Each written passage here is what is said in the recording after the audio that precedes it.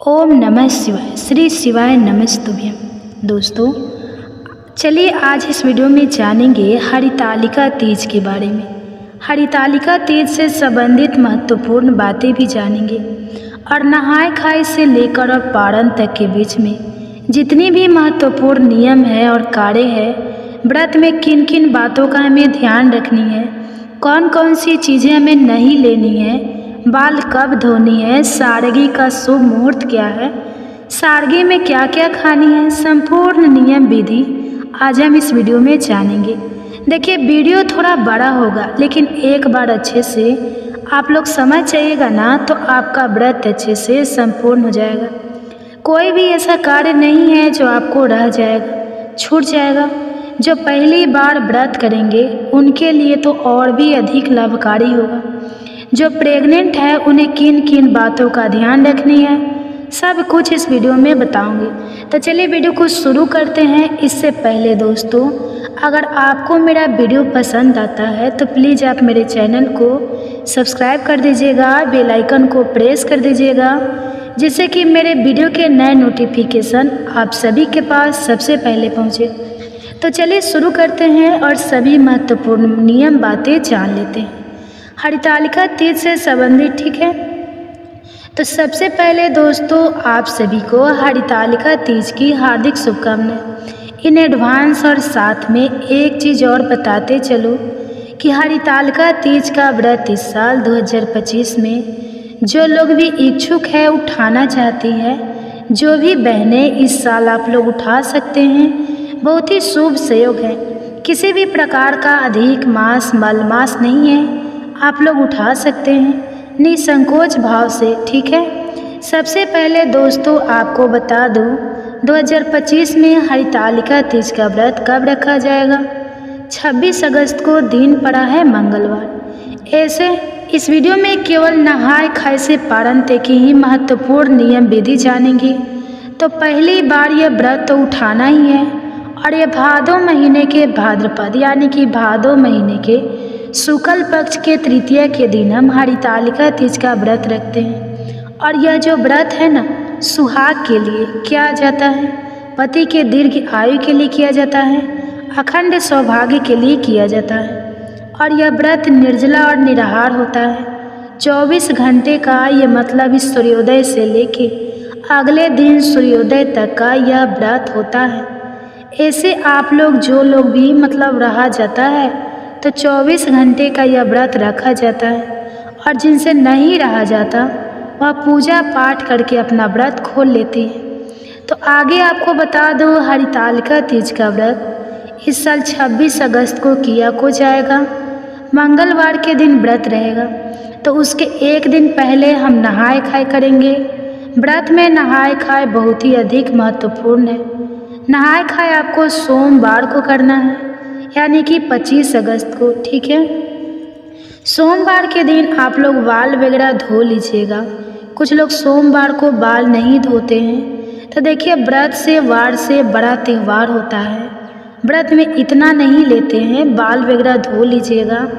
जो नहीं धोते हैं वो रविवार को धो लेंगे।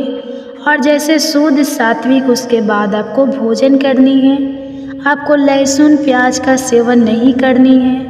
तो दो ही ऑप्शन है, या तो संडे को धोइए या तो मंडे को, सोमवार को। और धोकर उसके बाद से बिना लहसुन प्याज का भोजन हम करेंगे। देखिए, जिनके पति गुस्सा करने लगते हैं कि रोज़ रोज़ जैसे लहसुन प्याज नहीं खिला रही है, या ऐसे ये भी समझा दे रही हूँ, घर परिवार के लोग चीख चीख करते हैं, तो आप लहसुन प्याज उनके लिए बना भी सकते हैं। आप खुद खाइएगा नहीं, आप देख लीजिएगा, खानी तो नहीं चाहिए, लेकिन लहसुन प्याज घर के लोगों के लिए आप बना सकते हैं।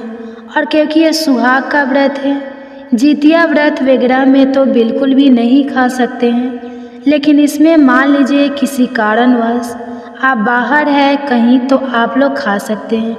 मतलब मजबूरी में बता रही हूँ, घर में तो ना खाए तो ज़्यादा बेहतर है। तो नहाए खाए ऐसे हमारा हो जाएगा। और बैगन मूली वगैरह खाकर व्रत ना रखें। मसूर की दाल वगैरह भी हमें नहीं खानी चाहिए। नहाए खाए के दिन बचे तो बचानी चाहिए, क्योंकि ये शिव जी का हम व्रत करते हैं और माता पार्वती से अखंड सौभाग्य के लिए प्रार्थना करते हैं। और भगवान करे कि सभी बहनों का साथ में, मतलब हमारा भी जो भी है, जो लोग भी ये व्रत करते हैं, सभी का सौभाग्य मतलब अखंड सौभाग्य बना रहे। भगवान से हमारी यही प्रार्थना है। ठीक है, तो इसके बाद से अगले दिन हम व्रत रखेंगे। व्रत के पहले आपको सरगी खाना होता है। सरगी में भोर में जैसे कौवे का आवाज़ आपके कानों में नहीं आनी चाहिए, तब तक लास्ट आपको टाइमिंग बता दूँ, 4:01 से 2 मिनट से अधिक नहीं होनी चाहिए। 4:01 या 2 मिनट 4 ही लास्ट रखिए, क्योंकि 4:30 से कौवे बोलने लगते हैं। कौवे का आवाज़ हमारे कानों तक नहीं आनी चाहिए। और तब तक कुछ बहनें तो बोलती है, दीदी हमारे यहाँ मोहल्ले में, हमारे कॉलोनी में कोई जो है रात में ही बोलते हैं। मैं सुनती हूँ तो मुझे देखिए बोलते बोलते हंसी आए। आप लोगों के कमेंट्स पिछले साल ही आ रहे थे, तो देखिए 12 बजे रात में बोलेंगे तो उसका नहीं लिया जाएगा, लेकिन भोर में कोशिश कीजिएगा कि कौवे की आवाज़ कानों तक आने से पहले हमारा सरगी हो जाना चाहिए। और जो लोग जैसे 12 बजे रात के बाद कुछ भी नहीं खाते हैं ना पीते हैं, वो सरगी नहीं करते हैं। लेकिन हमारे घर में सरगी किया जाता है और भी बिहार यूपी में किया जाता है। भोर में सूर्योदय से पहले, जैसे जैसे मंगलवार को सूर्योदय होगा तो व्रत प्रारंभ हो जाएगा। उसके पहले आप लोग सरगी कर लीजिएगा। सरगी में जैसे अन्न दाना नहीं खाया जाता है, और एक दिन पहले से ही थोड़ा सा मसाला वगैरह, स्पाइसी चीज़ें, ऑयली चीज़ें, तैलीय चीज़ें हमें कम खानी चाहिए, मीठा कम खानी चाहिए। और इसमें गुजिया वगैरह हम बनाते हैं तो देखिए बच्चे मांगने लगते हैं, तो पहला बना कर आप भगवान के लिए, शिव जी के लिए निकाल सकते हैं। और बच्चों से बड़ा कुछ भी नहीं है, बच्चों को आप लोग दे सकते हैं। और प्रसाद वगैरह आप लोग पहले भी बना सकते हैं। ठीक है, व्रत से 2-3 एक दिन पहले भी बना सकते हैं। इसमें गुजिया बनाते हैं और वो क्या नाम है, ठेकुआ बनाते हैं। तो आप लोग देख लीजिएगा, और बच्चे मांगते हैं तो ज़रूर दे दीजिएगा, मना मत कीजिएगा।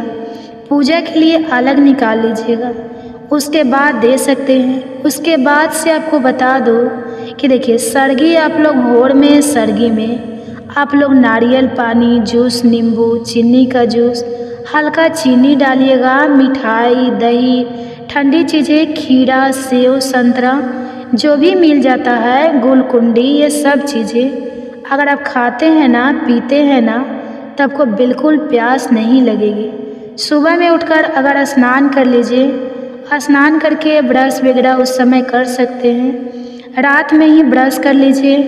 लोग जो भी जूठा वगैरह फंसा ऐसा होगा निकल जाएगा। सुबह में आप लोग दातुन भी कर सकते हैं, या खुद का अपना नॉर्मल ब्रश करके, और सरगी वगैरह आप लोग चाय पी सकते हैं, मेडिसिन ले सकते हैं। यही सब चीज़ें हम खाकर, और जैसे व्रत रखते हैं और उस समय अनाज नहीं खाते हैं, मत खाइएगा आप लोग। पानी, चाय, ये सब शरबत ले सकते हैं। और उसके बाद से आप एक बार और ब्रश कर लीजिए कि कुछ फंसा तो नहीं है। टोग क्लीन वगैरह ज़्यादा मत कीजिएगा, से और खराश होता है, और खराश होने से क्या होता है ना, प्यास लगने लगती है। पानी भी लिमिट में पीजिएगा कि वोमिटिंग ना होने लगे। व्रत में लिमिट में ही पानी है पीनी है। ठंडी चीज़ों का यानी कि हमें सेवन करनी है मत, ध्यान रखिएगा। ये हो गया। उसके बाद से हमारा व्रत जो है, आप लोग चाहे तो देखिए, कुछ बहनें पूछती है कि दीदी जैसे स्नान करना ज़रूरी है, क्या हम सरगी खाकर सो नहीं सकते हैं? तो जी सो सकते हैं, लेकिन जो भी नाइट ड्रेस वगैरह पहने हैं उसको बदल दीजिए। स्नान कीजिए या ना कीजिए, कर ले तो ज़्यादा बेहतर है। अपने घर का कार्य वगैरह सुबह ही आप लोग कर लीजिएगा, क्योंकि व्रत के दौरान प्यास लगती है। झाड़ू पोछा बर्तन वगैरह आप लोग कीजिएगा ना। छोटे बच्चे हैं तो प्यास लगती है, तो सुबह ही करके स्नान ध्यान करके फिर सरगी करके सो जाइएगा। जितना होता है उतना ही करनी है, बहुत ज़्यादा नहीं करनी है। व्रत में ना करें, बातों को ध्यानपूर्वक समझते चलिएगा। दोस्तों वीडियो थोड़ा बड़ा होगा लेकिन समझाने में समय लगता है। और दोस्तों सबसे महत्वपूर्ण चीज़ आपको बता दूं कि देखिए, जब आप लोग सरगी के लिए उठते हैं ना, पहले तो अलार्म वगैरह लगा कर सोइए। और मान लीजिए कि जब उठते हैं तो अपने जो भी रिश्तेदार हैं, जैसे बहन, भाभी, ननद, दीदी, जो भी लोग हैं, आपको तो कोशिश कीजिएगा कि उनको बोल दीजिएगा कि जब आप उठते हो तो हमें उठा देना, या मैं उठूँगी तो आपको उठा दूँगी। तो इस प्रकार से अगर उठा देंगे ना तो किसी का सरगी नहीं रह जाएगा, क्योंकि अगले दिन बहुत सारी बहनों का ये व्रत का दिन रहता है तो नहीं कर पाती है, छूट जाता है, मतलब भूल गए। तो इसलिए एक दूसरे को आपस में आप लोग जानकर अड़ोसी पड़ोसी को भी रख सकते हैं। इससे क्या होता है ना कि एक आदमी जागता है तो सबको जगा देता है। और फिर सब लोग थोड़ा सा पानी तो ज़रूर ही पी लेनी चाहिए। पी लेने से क्या होता है कि पूरे दिन हम जैसे एनर्जी सा फील होता है।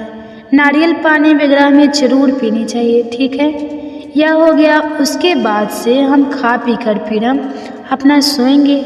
सोकर उठकर सुबह में आप दैनिक पूजा जैसे हम करते हैं वो आप लोग कर सकते हैं। मान लीजिए नहीं कर पाते या स्नान नहीं कर रहे हैं या कुछ भी, तो अब आप लोग शाम को डायरेक्ट पूजा कीजिएगा।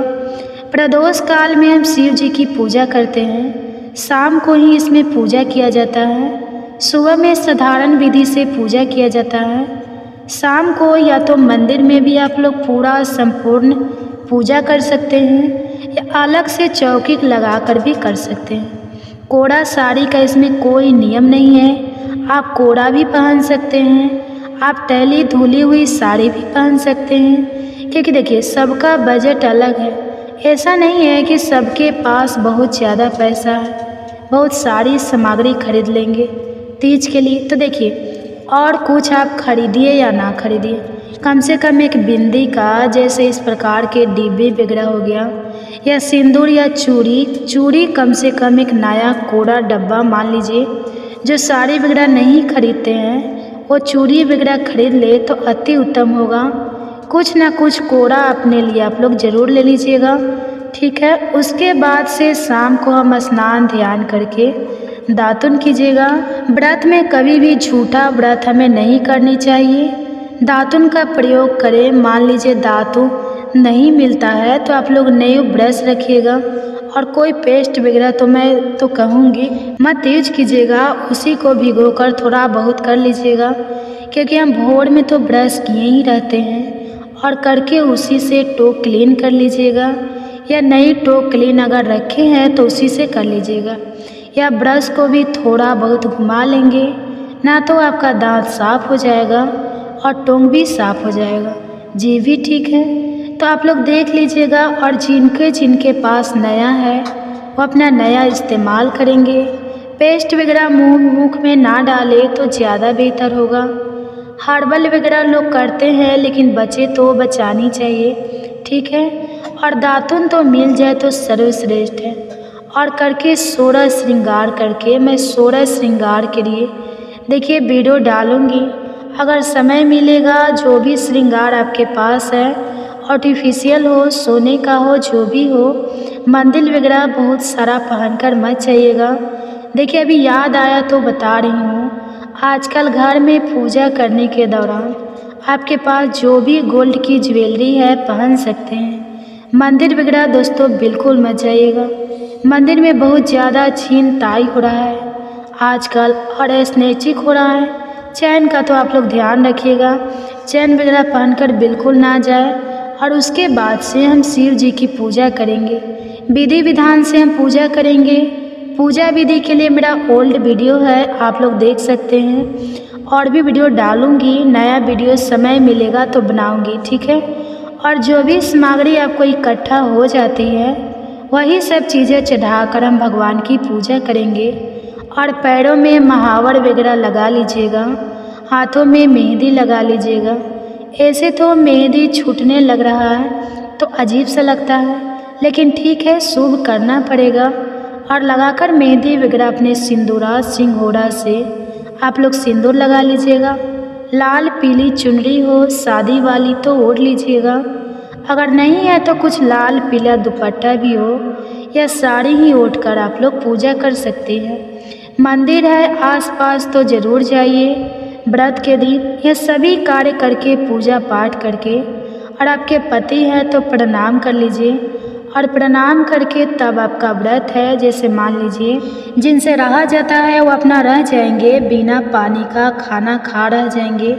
जिनसे नहीं रहा जाता वो शाम को अपना व्रत खोल सकते हैं। और व्रत के दौरान किसी को प्यास लगे तो थाली में पानी रखकर झुककर यानी कि पशु बनकर आप पी सकते हैं। यह भी हो गया। और पति को प्रणाम करके और रात को भी अगर व्रत खोलते हैं तो पति के हाथों से ही खुलवाए तो ज़्यादा बेहतर है। जिनके पति पास में है उनके लिए, जिनके दूर है कोई बात नहीं, आप लोग फ़ोन पर भी प्रणाम कर सकते हैं। सारी बातें बता दी। चलिए, और जो प्रेग्नेंट है, जो गर्भवती महिलाएं हैं, उन्हें क्या करनी है कि देखिए, रहा जाता है तो अति उत्तम, नहीं रहा जाता है तो आप लोग फलाहारी व्रत कीजिएगा। नियम तो नहीं है फलाहारी करने का, लेकिन मान लीजिए कुछ क्रिटिकल है बच्चे का, मतलब लेके डॉक्टर कुछ मना किए हैं तो आप लोग फलाहारी कीजिए या केवल जल पीकर कीजिए या अपने पति से भी करवा सकते हैं। इतने सारे ऑप्शन हैं, आप लोग देख लीजिएगा किस विधि से करना है। चलिए अब आगे पूजा पाठ होके फिर हम रात में सो जाएंगे। कुछ लोगों का यह भी प्रश्न रहता है कि दीदी क्या रात में हम व्रत के दौरान हमें नहीं सोना चाहिए? तो देखिए, कोशिश कीजिए अगर जगते हैं तो आप लोग जैसे भजन कीर्तन कीजिए, शिव जी का गीत वगैरह मांगलिक गान कीजिए। अगर जगह नहीं मतलब जगते हैं तो आप लोग सो सकते हैं, ऐसा कुछ नहीं है, आप लोग सो सकते हैं। और बहुत सारा कार्य वगैरह मत कीजिएगा। छोटे बच्चे हैं तो जिनके छोटे बच्चे हैं तो फीड वगैरह ना करवाए को, मतलब बाहर से ही कुछ पिलाए थोड़ा सा। बड़े हैं 6 मंथ या 4 मंथ या 5 मंथ, ठीक है। और हस्बैंड लोग से बोलिए उस दिन अपना भोजन वगैरह बना ले तो ज़्यादा बेहतर है। आप लोग बहुत ज़्यादा कार्य वगैरह मत कीजिएगा। सारी बातें क्लियर हो गई। उसके बाद हमें सो जानी है। सोकर सुबह उठनी है तो देखिए, रात में कुछ हल्का फुल्का ड्रेस पहनकर सो जाइए। रात जब सुबह उठते हैं ना, स्नान ध्यान करके फिर वही साड़ी पहनकर हम पूजा पाठ करके और हम दान करते हैं, ठीक है। दान करने के लिए देखिए आटा, आलू, दाल, हल्दी, कुछ सुहाग की सामग्री, पूजा में भी सुहाग की सामग्री हम चढ़ाते हैं और दान में भी थोड़ा बहुत आप लोग अपने लिए भी कुछ अगर चाहें तो चूड़ी वगैरह चढ़ा सकती है। और दान हमें सुहाग की चीज़ों में और कुछ है या नहीं है, सब कुछ है तो ज़रूर कीजिए। लेकिन सिंदूर और बिंदी का और महावर का दान हमें ज़रूर करनी है। और साथ में अनाज का, जिनको देने का जगह नहीं है वो सभी कुछ के नाम से पैसे का दान कर देंगे। यह भी बता दे रही हूँ, बहुत सारी बहनें कहती है या जो विदेश में लोग रहते हैं बोलते हैं दीदी यहाँ कोई ब्राह्मण नहीं है, दान की हुई चीज़ें लेने के लिए तो आप लोग पैसे का भी दान कर सकती हैं। और दान कैसे करनी है, हर प्रकार के वीडियो मेरे चैनल पे है, आप लोग सर्च करके चेकआउट कीजिएगा। और वहीं पर बैठकर हम दान कर लेते हैं और गुजिया वगैरह का भी दान करते हैं। और करके और प्रणाम करके उसके बाद में देखिए, पारण का कोई इसमें शुभ मुहूर्त नहीं होता है। हम उदय तिथि में पूजा पाठ करके और दान करके हलवा पूड़ी पारण में सबसे पहले क्या खाते हैं, हलवा पूड़ी। आपके घर क्या खाया जाता है आप लोग देख लीजिएगा और कमेंट्स करके ज़रूर बताइएगा।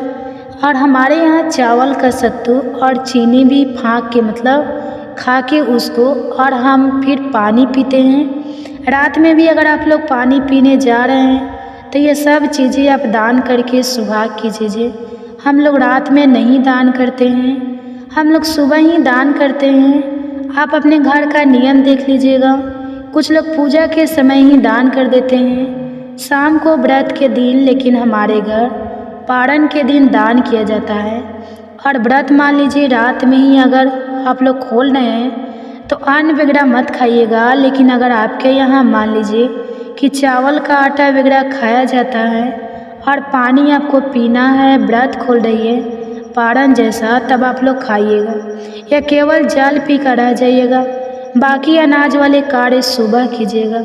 किसी घर में पूड़ी हलवा खाते हैं और किसी के घर में चावल का सत्तू और वो चीनी खाकर या कुछ लोग मिठाई भगवान का भोग खाकर पारण करते हैं। तो यही सब चीज़ें हम पारण में करते हैं। तो रात में कोशिश कीजिएगा जो लोग पानी भी पीते हैं फलाहारी ही करें, अनाज ना खाए। पारण की जितनी नियम विधि है ना आपको अगले दिन ही करनी है, यानी कि 27 अगस्त को।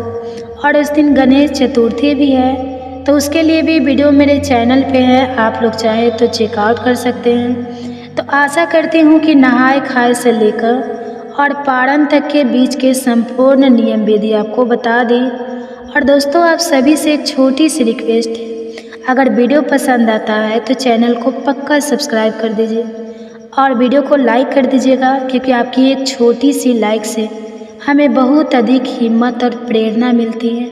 तो ज़रूर कीजिएगा। फिर मिलती हूँ एक नए वीडियो में, तब तक के लिए नमस्कार। स्वस्थ रहिए, सुरक्षित रहिए और जहाँ कहीं भी रहिए खूब खुश रहिए। धन्यवाद।